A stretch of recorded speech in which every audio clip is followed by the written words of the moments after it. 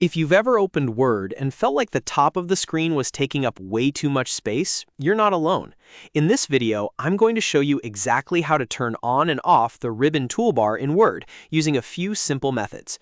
Whether you want more room to work or you want quick access to all the tools again, this is a really handy shortcut to know. And if this tutorial helps you out, make sure to hit like and subscribe for more easy software tips just like this. Let's start with the fastest method. If you want to hide or show the ribbon instantly, simply press Ctrl and F1 on your keyboard at the same time. That keyboard shortcut toggles the ribbon on and off, so if the ribbon is currently expanded, it will collapse it, and if it's hidden, the same shortcut brings it right back.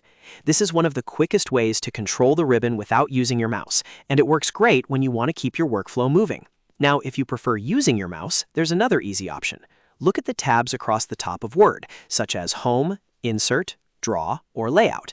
You can double-click any of those tabs to collapse the ribbon. When the ribbon is collapsed, you'll only see the tab names, which gives you more space on the screen.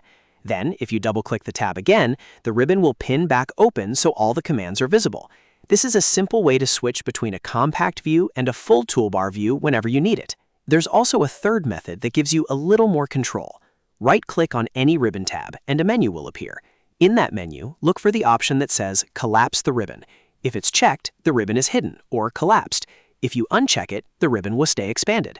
This method is useful if you want to confirm the setting manually instead of relying on a shortcut. So just to recap, you can use Ctrl plus F1 to toggle the ribbon, double-click any tab to collapse or pin it, or right-click a tab and use the Collapse the Ribbon option. These three methods all do the same job, but they give you different ways to work, depending on what feels easiest for you. If you're someone who writes documents all day, learning this shortcut can save time and make Word feel much less cluttered.